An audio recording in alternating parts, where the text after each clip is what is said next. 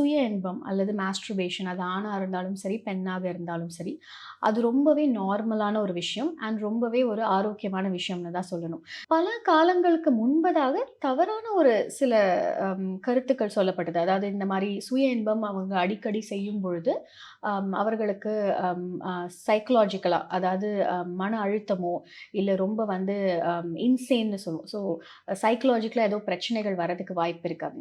So அந்த மாரி நெறைய ஆய்வுகள்ல இது வந்து உண்மை இல்ல. சுய இன்பம்ன்றது ரொம்பவே நார்மலான ஒரு விஷயம்.